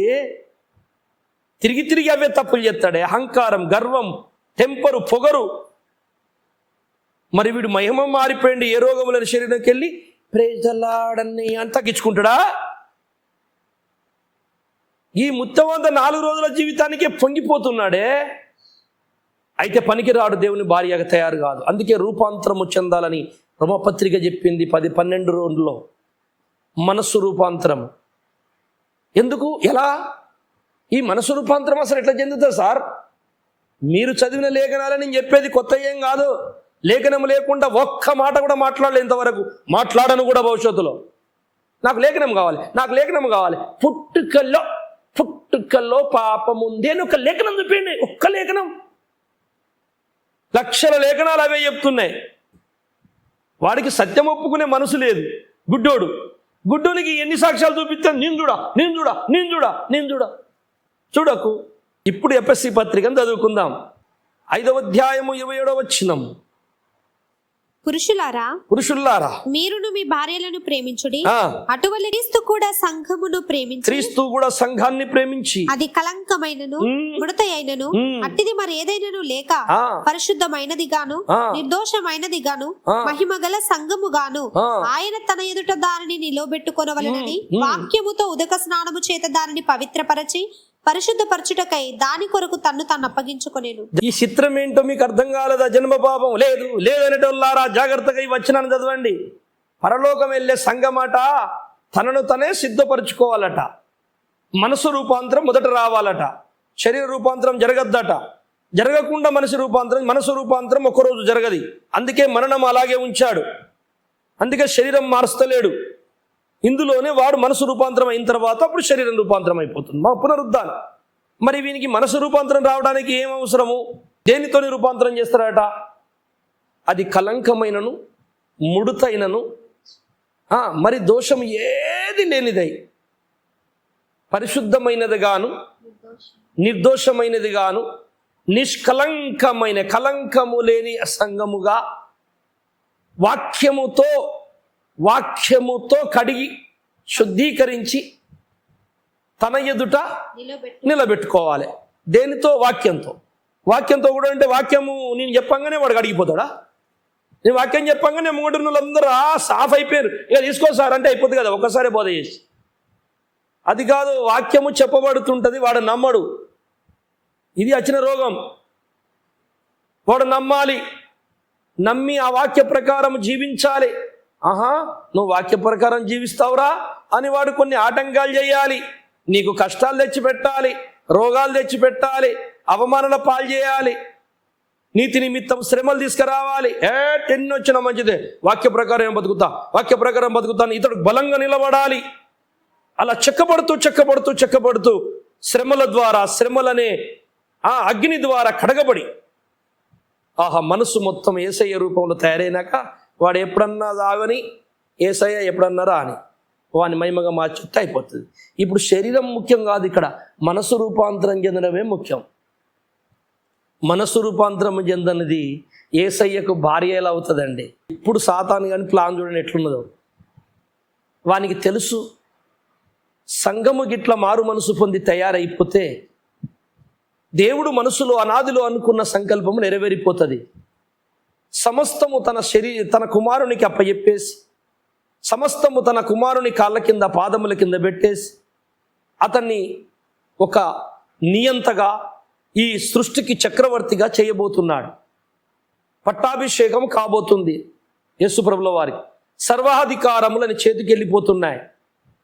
అయితే ఆయన పట్టాభిషేకం కావాలి, విశ్వానికి విశ్వచక్రవర్తి కావాలి అంటే సింగిల్గా యేసు ప్రభు ఉండకూడదన్నదే దేవుని చిత్తం. అందుకే ఆది కాండములో మారుమోగింది దైవ చిత్తం. ఏంటో తెలుసా? నరుడు ఒంటరిగా ఉండుట మంచిది కాదు, తన కుమారుడు ఒంటరిగా ఈ సృష్టిని ఏలుట మంచిది కాదు. అందుకని భార్య కావాలి, అందుకని ఆదాముకు అవ్వ కావాలి, అందుకని తన కుమారునికి భార్య కావాలి. ఆదాము పక్కటెముకలను తీస్తే అవ్వయింది. యేసు ప్రభు పక్కన డొక్కలో పొడిస్తే సంగమని అవ్వెళ్ళింది. నువ్వు యేసు గాయములకెళ్ళి పుట్టిన బిడ్డవై ఉండాలి. ఈ పిల్లలందరూ యేసు రూపములో ఉండాలి అంటే వాక్యముతో చెక్కబడాలి. అది ఒక్క దినము జరగదు, దినదినము జరుగుతుంది. ఇవన్నీ సైతానికి తెలుసండి. రైట్. ఇప్పుడు యేసు ప్రభుల వారికి పట్టాభిషేకం కావాలి అంటే భార్య కావాలి. భార్య ఎవరు? సంఘము భూలోకంలో. రైట్. భూలోకంలో సంఘాన్ని నేను తయారు కాకుండా చేస్తే భార్య లేదు. భార్య లేకపోతే కుమారునికి పట్టాభిషేకం కాదు, చక్రవర్తి కాలేడు, మహారాజు కాలేడు. ఆయన రారాజు మహారాజు కావాలంటే భార్య కావాలి, పట్టాభిషేకం కావాలంటే భార్య కావాలి. అది దేవుని తండ్రి చిత్తం. ఒంటరిగా ఉండద్దు కదా ఆయన. అయితే భార్య ఎక్కడి నుంచి అవుతుంది? భూలోకం నుంచి రావాలని ఆయన వాగ్దానం చేసిన ప్రకారం ఆది కాండంలో. అయితే ఈ సంఘమే తయారు కాకుండా చేస్తా. యేసయ్య రూపము ఈ సంఘానికి రాకపోతే, దేవుని బిడ్డలకు రాకపోతే భార్య తయారు కాదు. భార్య తయారు కాకపోతే ఆయన పట్టాభిషేకం కాదు. కొత్త లోకాలు రావు. ఇదే లోకం ఇలాగే ఏడుస్తుంది. హాయిగా ఏలుకుంటా నేను వెళ్ళిపోతా. నరకానికి ఇనాగ్రేషన్ కాదు. నరకం నా కొరకే కదా, నా సైన్యం కొరకే పెట్టే. యెషయా గ్రంథం 30 అధ్యాయం 33 వచనం ప్రకారం నరకం నా కొరకే పెట్టే, మనుషుల కొరకు కాదా. నేను వీళ్ళందరినీ నాశనం చేస్తే, అయ్యో వాళ్ళందరూ నాశనం అయిపోయారు కదా, వీళ్ళందరినీ నరకంలో ఎలా వేయాలి? సర్లే ఫోన్లే సైతానా, నువ్వు అటు పెడితే ఇటు పెడుతున్నావు, ఇటు పెడుతున్నావు, అందరు నీ దిక్కే వచ్చారు, నిన్నే మొక్కుతున్నారు, వీళ్ళందరినీ ఎలా సంపానరా నేను, నా మనసు ఒప్పుకుంటలేదు, సర్లేరా మా కొడుకు ఒక 2 భాగాలు ఏలుకుంటారు సృష్టిని, నువ్వు ఒక భాగం ఏలుకోరా అని నాకు ఆయన ఇద్దరిని కూర్చోబెట్టి అందరు దూతల్ని పిలిచి కాంప్రమైజ్ అయ్యి నాకు ఇంత అప్పచెప్పాలి ఓ భాగం. ప్రభు మంచోడా, నేనేమనుకున్నాను, తొందరపడ్డాను. సోదరులారా, ఎవరేమనకండి, ప్రభు మంచోడు, నాకు సగం ఇచ్చేసిండు. పావుల మందం ఇచ్చినట్టే కదా, మన రాజ్యం ఏలుకుందాంలే, అలా కొడుకుతో పాటు మనం కూడా వేరే. కనుక ప్రభు మంచోడని అప్పుడు చెప్తా. ఎటు తిరిగి దేవుడు కాంప్రమైజ్ అనే కావాలి, లేదంటే నేను భార్య అంత తయారు కానియా అని వాడు ధైర్యంగా కూకున్నాడు, వాని సైన్యము ధైర్యంగా ఉన్నారు. అయితే ప్రభు మాత్రము తన పని జరిగించుకుంటున్నాడు. ఆగదు. క్రీస్తుకు భార్య కావాలి అంటే ఖచ్చితంగా ఆ భార్య వాక్యము చేత తనను తను అలంకరించుకున్న బిడ్డ అయి ఉండాలి, తనను తను సిద్ధపరుచుకున్న ఆ బిడ్డ అయి ఉండాలి. తనను ఎవరు ముట్టుకోవద్దు, అలంకరించద్దు, ఎవరో బలిమీటికి ఆమెను చెక్కద్దు. చెక్కిన బిడ్డ పనికిరాదు యేసు ప్రభుకి. దున్నపోతు మూతికి తనుగేసి, దున్నపోతుకి మూతికి తాడేసి, రోజు దాన్ని పొలం కాడి ఇగ్గుకొని పోతాను, దాన్ని మడ వంచి దాని మీద కాడి పెట్టి బలిమీటికి దున్నిపించుకుంటాను. రోజు ఇగ్గకపోవడే, ఆ ఇగ్గకపోయినంతసేపు నీతో వస్తుంది అది. ఒకనాడు తాడు వదిలిపెట్టి చూడు, చెంగని ఎగిరి అవతల పడుతుంది. అంటే ఇప్పటిదాకా అది చేసింది ఓన్లీ ఇగ్గుకి వచ్చినందుకే సార్. అలాంటి బిడ్డలు దేవునికి అవసరం లేదు. మనం ఎంత ప్రయత్నం చేసి, ఎంత ప్రేమ చూపించి, తగ్గించుకొని, ఓర్చుకొని మనం బతిలాడితే మారరో, వాళ్ళు తయారు గారు. అట్టివారు వద్దు దేవునికి. తనకు తనే తన ఇష్టపూర్వకంగా వాడు నా కాడిని ఎత్తుకోవాలి, ఇష్టపడాలి. ఎఫెసీ పత్రిక 4:20 చదవండి. అయితే మీరు యేసును గూర్చి విని ఆయన యందలి సత్యము ఉన్నది ఉన్నట్టుగానే ఆయన యందు ఉపదేశింపబడిన వారైన ఎడల మీరు అలాగూ క్రీస్తును నేర్చుకున్నవారు కారు. క్రీస్తును నేర్చుకుంటారా ఎవరైనా? ఆయన డ్రైవింగా, మెకానిక్ పనా, సుతారీ పనా నేర్చుకోవడానికి? వ్యక్తిని ఎట్లా నేర్చుకుంటావు? అసలు క్రీస్తు ఏమై ఉన్నాడు? దేవుని జ్ఞానమై ఉన్నాడని మన కొరింథీయులకు రాసిన పత్రిక చదువుకున్నాం. క్రీస్తు జ్ఞానమే క్రీస్తును నేర్చుకోవడం అంటే వాక్యం నేర్చుకోవడం అంటే జ్ఞానం నేర్చుకోవడం అంటే నీకు నువ్వు సరిదిద్దుకోవడము, తయారు కావడము, యేసు స్వరూపములోకి రావడం. అందుకే అంటాడు పౌలు గలతీ పత్రికలో, సోదరులారా, క్రీస్తు స్వరూపము మీకు వచ్చేంత వరకు నాకు ఏం కలుగుచున్నది? మళ్ళా ప్రసవ వేదన. అంత కష్టం ఎందుకయ్యా నీకు? ప్రసవ వేదన అంత కష్టపడుతున్నావు, ఆడోళ్ళు ప్రసవించినంత కష్టం అవుతుందా నీకు? అవునండి. ఎందుకంటే యేసయ్య రూపం వాళ్ళకి రాకపోతే నేను వారికి ఎంగేజ్మెంట్ క్యాన్సిల్ అయిపోద్ది సార్. ఓహో, ఎంగేజ్మెంట్ మీరే చేశారా? అని నేనే చేసిన, కొరింథీయులకు రాసిన పత్రికలో చేసిన. ఒకటే పురుషునికి కన్యకగా నేను వారికి ప్రదానం చేశాను సార్. ఓహో, బాప్తిసం ద్వారా ఎంగేజ్మెంట్ అయిందనమాట. ఇప్పుడు ఏం కావాలి? మధ్యాహ్నం పెళ్ళి అయ్యింది సార్, పెళ్లి చేసుకోమని రాదు, ఇంకేమైతుంది? అయ్యో, ఇటువంటి పిల్లని చేసుకోడు ఆయన. మరి ఎటువంటి పిల్ల? తనకు తనే దిద్దుకోవాలి సార్. దిద్దుకోవడానికి సామాన్లు అన్నీ ఇచ్చిన, అద్దం ఇచ్చిన, దువ్వెన ఇచ్చిన, పౌడర్ ఇచ్చిన, మేకప్ సామాన్ ఇచ్చేసిన. ఏం సామాన్ అవి? మొత్తం వాక్యాలు మర్మాలే. సృష్టికర్తకు ఉండే గుణలక్షణములు వచ్చేటట్టు ఇచ్చాను. వాళ్ళు దిద్దుకుంటలేదు, ఆ ముఖం వాళ్ళకి అత్తలేదు. నాకు చాలా బాధ అనిపిస్తుంది. వాళ్ళు అక్కడికి వెళ్తే పెళ్లి కాదు వీళ్ళతోని. అయ్యో అని కొట్టుకుంటున్నాడు. కొలసి 2:2. వారు ప్రేమయందు అతుకబడి సంపూర్ణ గ్రహింపు యొక్క సకలైశ్వర్యము కలిగిన వారై దేవుని మర్మమై ఉన్న క్రీస్తును స్పష్టముగా తెలుసుకున్నవారు. దేవుని మర్మమై ఉన్న క్రీస్తుని స్పష్టంగా గుర్తుపట్టాలి. చాలా మంది యేసు ప్రభుని తెలుసుకున్నారు, యేసు ప్రభుని నేర్చుకోలేదు. ఇప్పుడు నేను అంటున్నాను, యేసు ప్రభుని నేర్చుకోండి. ఏంటిదని నేర్చుకునేది? జ్ఞానము, మర్మమై ఉన్న క్రీస్తుని తెలుసుకోవడమే జ్ఞానము. ఆ జ్ఞానమును వెంబడించడమే రూపాంతరము. ఈ రూపాంతరం లేని అమ్మాయి పరలోకం పోతే ఆ కుమారునికి సరి సమానమైన పిల్ల కాదు. ఆ కుమారుడు 7 అడుగులుంటే ఈ పిల్ల 2 అడుగులు ఉన్నట్టు అవుతుంది. ఆ కుమారుడు దగదగ మెరుతుంటే ఈమె శివుడి గారే పిల్ల లెక్కుంటుంది. సెట్ కాదు. దేవుడు అనుకున్నాడు నా కుమారునికి సమానంగా మంచి ఆయనకి తగ్గ పిల్ల కావాలి. ఇస్సాకు రిప్కను తెత్తందుకు అబ్రహాం పంపిన పెద్ద దాసుడు ఎలియాజరు బయలుదేరాడు, నమ్మకస్తు. ఈరోజు ఆ పరమ ఇస్సాకు దగ్గరికి పిల్లని పట్టుకపోదామని పెంతకొస్తున్నాడు. 2000 సంవత్సరాల క్రితం, 1900 సంవత్సరాల క్రితం పెంతకొస్తున్నాడు. దిగిండు ఒక పెద్ద మనిషి, ఆయన పేరు ఎలియాజరు, పరిశుద్ధాత్మ ఎలియాజరు, పరలోక ఎలియాజరు. ఇదిగో ఆ అమ్మాయిని తయారు చేస్తుంది. ఆయన అలంకరించినట్టు మనం వినకపోతే ఆ పరమ ఇస్సాకు నిన్ను దగ్గర రానియడు. గలతీ 4:19 నా పిల్లలారా, క్రీస్తు స్వరూపము మీ యందు ఏర్పడు వరకు మీ విషయమై నాకు ప్రసవ వేదన కలుగుచున్నది. ఇప్పుడు ఎందుకు ప్రసవ వేదన మీరు చెప్పండి. అంటే యేసయ్య రూపం రావాలట. యేసయ్య రూపం ఎట్లొస్తుంది? ఆయన నేర్చుకోవాలి. ఆయన నేర్చుకుంటే ఏంటిది? మరుగై ఉన్న మర్మములను తెలుసుకోవాలి. మర్మములు తెలుసుకుంటే ఏంటి? జ్ఞానము నేర్చుకోవాలి. జ్ఞానం నేర్చుకుంటే ఏమవుతుంది? నేను జ్ఞానినైతే ఏమవుతుంది అంటే ప్రతి అబద్ధాన్ని నేను జయిస్తా. అప్పుడు ఏమవుతుందంటే యేసయ్య రూపం నాకు వచ్చేస్తుంది. యేసయ్య రూపం నాకు రావటానికి నా మనసుకు రావాలి. శరీరానికి రావడం పెద్ద లెక్కేం కాదు. 5 నిమిషాల పునరుద్ధానం చేస్తాడు యేసయ్య. శరీరం యేసయ్య లెక్క మారిపోతుంది 5 నిమిషాలండి. సెకండ్స్లో లేపేస్తాడు నేను. కానీ మనసు 5 నిమిషాల్లో జరగదు. మనసు నీ ఇష్టపూర్వకంగా దేవుని ఇష్టపడాలి తప్ప బలిమీటికి యేసయ్య మనసును కూడా రూపాంతరం చేయగలిగే లెక్కే అయితే ఇన్ని కష్టాలు ఉండవు. మనసుని రూపాంతరం తను చెప్పినట్టే మనసు వినాలి అనుకుంటే అది రోబోట్ బొమ్మే కానీ మనిషి కానే కాదు.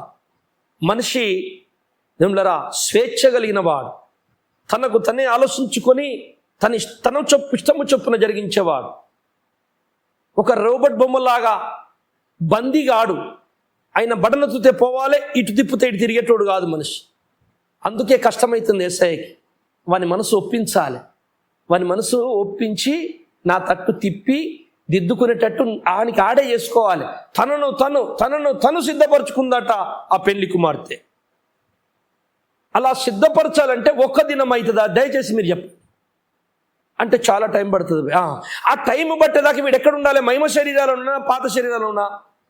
నేను ఇంతకుముందే అన్నా, మట్టి దేహములో మారని వాడు మహిమ దేహములో మారతాడా అంటే ఇక్కడనే ఉండాలి. ఇక్కడ ఉండాలంటే ఎన్ని రోజులు? అడిగా రూపం వచ్చేదాకా వాడు ఆ పాత శరీరం ఉంటే ఏం జరుగుతుంది? మరణం అనే దుష్టుడు ఉంటాడు, వాడు వదిలిపెట్టాడు. ఇది సమస్య. అయితే ఇటు మరణాన్ని, ఈ దుష్టుని ఆధారంగా యేసయ్య ఈ వ్యక్తిని మట్టి శరీరంలో ఉంచి గెలిపించి అతనికి రూపాంతరము తేయడానికి తన సొంత అభిప్రాయం మీద దేవుడు వదిలిపెట్టలేదు. ప్రతి వ్యక్తికి పరిశుద్ధాత్మనే వరం ఇచ్చాడు. అదిగో ఆ సారన్నది ఏం చెప్తాడంటే నీకు తెలియపరుస్తాడు. నా మాట ఇనుగో ఇలా ఉంటే యేసయ్యని ఇష్టపడతాడని ప్రతి క్షణం తెలియపరుస్తాడు. అయితే చాలామంది దాన్ని వినరు, అతన్ని ప్రక్కకు తోసేసి దెయ్యపు ఆలోచన వెంబడిస్తారు. అట్టివారే అబద్ధ బోధకులు, వాళ్ళు పరలోక రాజ్యం రారు, మీరెవరో నాకు తెలియదని యేసయ్య అంటాడట. రోమా 8:1 చదవండి. కాబట్టి ఇప్పుడు క్రీస్తు యేసునందున్న వారికి ఏ శిక్షా విధియూ లేదు. క్రీస్తు యేసునందు జీవమునిచ్చు ఆత్మ యొక్క నియమము పాప మరణముల నియమము నుండి నన్ను విడిపించెను. పాప మరణ నియమము నుండి పరిశుద్ధాత్మ దేవుడు విడిపించాడట. మరి మరణ నియమము కూడా విడిపించినప్పుడు పరిశుద్ధాత్మను మరణం ఎందుకు ఉన్నది అని మీరు అడగచ్చు. మరి అక్కడ ఉంది కదనయా లేఖనము, నువ్వు ఇంతసేపు చెప్పుకుంటూ వచ్చినావు. పరిశుద్ధాత్ముడు విడిపించిండని ఉన్నది, మరి విడిపించలే కదా, ఇంకా కాలే కదా. అదే విడిపించును అంటే ఇప్పుడు ఇంకా కాలేదు, జరుగుతుంది కనుక ఇడిపించను అన్నాడు కదా. అంటే ఇడిపించనంటే తిరిపిస్తాడండి ఎప్పటికైనా, అందుకే ఇడిపించను. అట్లా లేదు కదా, అట్లా లేదంటే మరి ఇంకొక లేఖనం అడ్డం తిరుగుతుంది నీకు. ఎఫెసీ 2:7 చదువు. క్రీస్తు యేసునందు మనలను ఆయనతో కూడా లేపి, క్రీస్తు యేసునందు మనలను యేసయ్యతో కూడా మరణము నుండి లేపి పరలోకమందు కూర్చుండబెట్టాను. కూర్చున్నావా నువ్వు? సమస్య ఎదురైంది చూసావా? లేఖనమును న్యాయంగా చదవాలి. ఎట్లా పడితే అట్లా మాట్లాడద్దు. నువ్వు కూకున్నావు పరలోకంలో, లేపినావు. అసలు ఇంత యేసు ప్రభుతో లేచినావు నువ్వు పాత శరీరంలో అంటే దీని అర్థం ఏంటంటే ఎన్నటికైనా దేవుని సంకల్పమే నెరవేరుతుంది. తప్పకుండా నేను లేపుతా, అక్కడ కూర్చోబెడతా గనక అది అనుకున్నదే జరుగుతుంది గనక నేను లేపి కూర్చోబెడుతుని అంటున్నాడు ముందే. అంటే దేవుడు భవిష్యత్తుని ఇప్పుడే చూస్తాడు. జరగబోయేదాన్ని జరిగినట్టే మాట్లాడతాడు. అది దేవునికి సాధ్యం. కాలములో సంచరించువాడైనా ఆది అంతము నేనే, సమస్తము నేనే, అన్నీ ఆ నేనే అన్నోడు రేపు అక్కడ కూర్చోబెట్టే విధానాన్ని ఇప్పుడే చూసి చెప్తున్నాడు అన్నమాట. కూర్చోబెడితే నీ అలాగే అది కూడా అంతే. పాప మరణ నియమముల నుండి విడిపించాను అంటే విడిపిస్తా, అయిపోయింది, జరిగిపోయింది ఆల్రెడీ. రోమపత్రిక 8:7. ఎలయనగా శరీరానుసారమైన మనస్సు దేవునికి విరోధమై ఉన్నది, అది దేవుని ధర్మశాస్త్రమునకు లోబడదు, ఏ మాత్రమును లోబడనేరు. శరీరానుసారమైన మనసు దేవునికి లోబడదు. మరి దేని ఆ మనసు కావాలి? ఆత్మతో ప్రేరేపబడే ఆత్మానుసారమైన మనసు. అందుకే ఈ మనసు రూపాంతరం చెందాలనే ఈ మరణము శరీరంలో ఉంచాడు. ఈ మరణము కలిగిన శరీరంలో మనల్ని ఉంచాడు. ఈ ఇందులో ఉండి రూపాంతరం అయిన తర్వాత ఆయన శరీర పునరుద్ధానం చేస్తాడు. యోహాను సువార్త 16:8. ఆయన వచ్చి పాపమును గూర్చియు నీతిని గూర్చియు తీర్పును గూర్చియు లోకమును ఒప్పుకొనజేయును. యేసు ప్రభు పరిశుద్ధాత్ముడు వచ్చి ఏం చేస్తాడట? పాపమును గురించి, నీతిని గురించి, తీర్పును గురించి ఒప్పింపజేస్తాడు. అంటే పాప పుట్టుకతో నువ్వు పాపిరా, నువ్వు చేసింది పాపమురా అని నీ లోపల ఉండి నిన్ను ఒప్పించి నీతోని మళ్ళీ నీతి జరిగించి నీకు రూపాంతరం తీసుకొచ్చేవాడు పరిశుద్ధాత్ముడే. ఆయన లేకపోతే అసలు కాదు. ఆయననే పక్కకు పెట్టిన వారు ఎవరు దిద్దబడరు. ఇప్పుడు ప్రజ్ఞా గ్రంథం 2:11. సంగములతో ఆత్మ చెప్పుచున్న మాట చెవిగలవాడు వినుగాక, జయించువాడు రెండవ మరణము వలన ఏ హానియో అదే నరకం అనే మరణము నుండి ఈ శోధనను, ఈ బాధల్లో కూడా రూపం దిద్దబడిన వాడు జయించిన వాడే కనుక ఆ రెండవ మరణములో ఏ హాని ఎందడో. అప్పుడు కొరింథీయులకు రాసిన పత్రిక 15వ అధ్యాయము చదువుదాం ఒకసారి.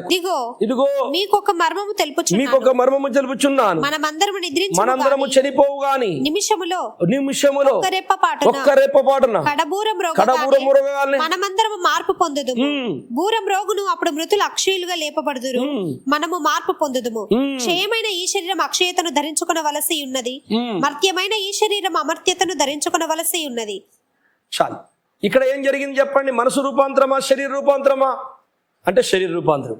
శరీర రూపాంతరం అంటే పునరుద్ధరం కన్నా ముందేం జరగాలి? మనసు పునరుద్ధరణ చెందాలి, మనసు రూపాంతరం చెందాలి. మనసు రూపాంతరము శరీర పునరుద్ధానం ఒక్కటే రెప్పపాటున రాయబడింది. రెప్పపాటున పునరుద్ధానం అయిపోద్ది శరీరం, పెద్ద లెక్కేం కాదు దేవునికి. కానీ మనసు రూపాంతరం అంత తొందరగా అయ్యేది కాదు. అందుకే ఈ టైం పెట్టాడు యేసయ్య. ఈ లోపల పరిశుద్ధాత్ముడి కార్యం అంతా పూర్తి చేయాలి. అలా మనసు రూపాంతరం చెందిన వాడు శరీర రూపాంతరం చెందితే అది పరలోక రాజ్యంలో క్రీస్తుతో పాటు కూర్చొని ఏళ్తాడు. తండ్రికి ఇష్టడవుతారు వాళ్ళు.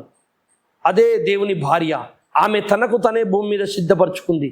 ఆమె ఇష్టపడి మారింది, మారు మనసు పొందింది అని ప్రకటన గ్రంథంలో మనం చూస్తున్నాం. యోహాను సువార్త 3:6. శరీర మూలముగా జన్మించినది శరీరమును, ఆత్మ మూలముగా జన్మించినది ఆత్మయునై ఉన్నది. జాగ్రత్త వినండి. ఏ జన్మ గురించి మాట్లాడుతుంది లేఖనం?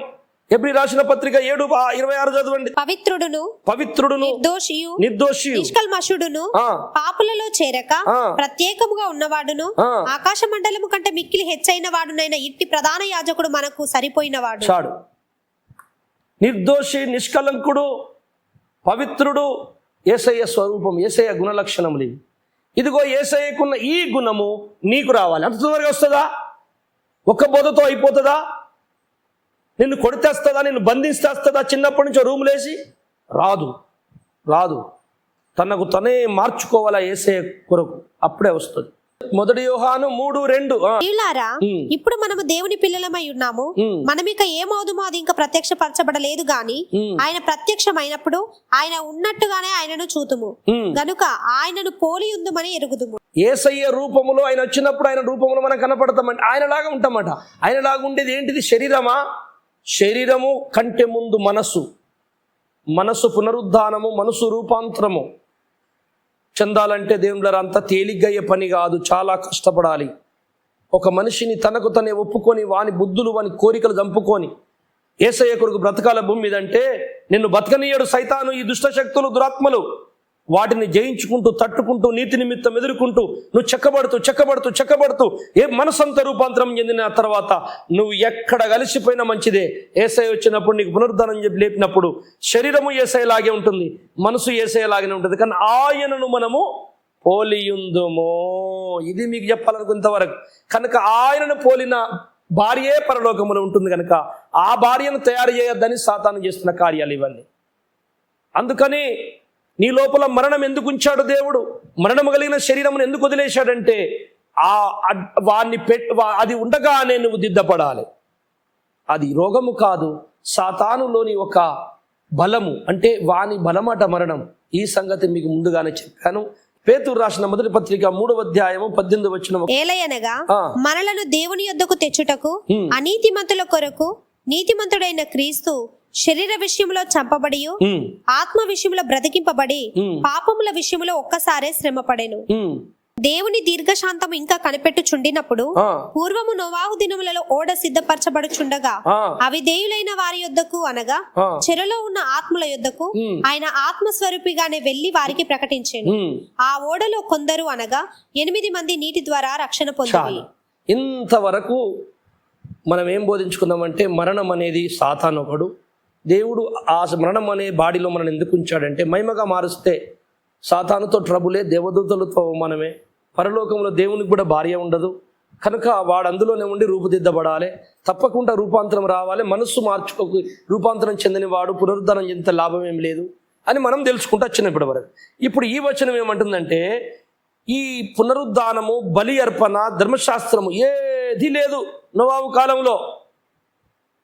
ఏది లేదు అసలు. ఏది లేనప్పుడట కొంతమంది అవిధేయులట అప్పుడు జలప్రలయం ముందు వాళ్ళు వెళ్ళి పాతాళంలో ఉన్నారట, నశించిపోయిన వారు. ఆ అవిధేయులై నశించిపోయిన వారి దగ్గరికి యేసు ప్రభుల వారు శిలువ యజ్ఞం చేసి వెళ్ళి సువార్త చేసిండట. ఇప్పుడు మీరు అడగచ్చు, జన్మ పాపం ఏముంటే వాళ్ళకు బలి కూడా అర్పించలేదు కదా, వాళ్ళ పాపాలను ఒప్పుకోనే లేదు కదా, వాళ్ళ మనసు రూపాంతరమే చెందలేదు కదా, వారిని ఎలా రక్షింపబడుతున్నారు అంటే జన్మలో ఏ పాపం లేదన్నట్టే కదా. జన్మలో పాపం ఉందని చెప్తే వీళ్ళు ఎట్లా రక్షింపబడతారు? అయితే యేసు ప్రభుల వారు కూడా పరిశుద్ధుడే, పుట్టుకతో మనుషుడు పరిశుద్ధుడే. పుట్టుకతో మనుషుడు అపవిత్రుడైతే యేసు ప్రభు కూడా అపవిత్రుడే, పుట్టినాకనే గెలిచిండనాలే, ఆయనలా గెలవడానికి ప్రయత్నం చేయమని చెప్పాలి అని మీరు అనే అవకాశం ఉంటుంది. మరి వీళ్ళకి ఏ ధర్మశాస్త్రం లేదు, ఏ బలి అర్పించలేదు, ఏ ఆజ్ఞ లేదు, ఏ బాప్తిస్మము లేదు, అసలు ఆజ్ఞలే లేవు, బలి కూడా అర్పించలేదు. అట్లీస్ట్ దేవుణ్ణి కంసగము గాడు పట్టించుకునే లేదు. అవిధేయులు విధేయత చూపెట్టలేదు వాళ్ళు. ఒక్క నోవావే నీతిమంతుడనుంది. మరి ఆ రోజు వాళ్ళు చనిపోయిన ఆత్మలు ఎలా పాతాళములు పోయి రక్షిస్తున్నాడో, వాళ్ళకి ఎట్టి శరీరం ఇస్తాడు మళ్ళీ దేవుడు? ఇగో ఇది ఒక ప్రశ్న. వచ్చే బుధవారము ఈ ఎపిసోడ్తో కొంత ముందుకు సాగిన తర్వాత స్నేహితులారా మీకు ఇంకా చాలా గొప్ప సంగతులు లాస్ట్లో నేను చెప్తాను. చాలా అద్భుతమైన వివరణ మనం ముందు తెలుసుకుందాం. అప్పటి వరకు మీరు నా కొరకు ప్రార్థన చేయండి, మీ కొరకు నేను ప్రార్థన చేస్తా. ఆ దేవుడు మిమ్మల్ని దీవించును గాక. ప్రార్థన చేసుకుందాం. పరిశుద్ధుడా పరమ తండ్రి, నీకు వందనాలు, స్తోత్రములు. నీ కృపా హస్తాలకు నన్ను విన్న బిడ్డలందరినీ మమ్మల్ని అందరినీ అప్పచెప్పుకుంటున్నాం. మీ కృపలో భద్రపరిచి వచ్చే వారం వరకు ఇంకా ముందున్న అయా ప్రభ మీ యొక్క చెప్పబోతున్నటువంటి ఎపిసోడ్లో మీ చెప్పబోతున్న సందేశాన్ని మేము అయా జీర్ణించుకుంటకు మా అందరికీ సహాయం చేయమని, కృప చూపి తోడుండమని మా రక్షకుడు ప్రభువైన యేసు నామములో ప్రార్థిస్తున్నాను తండ్రి. ఆమేన్.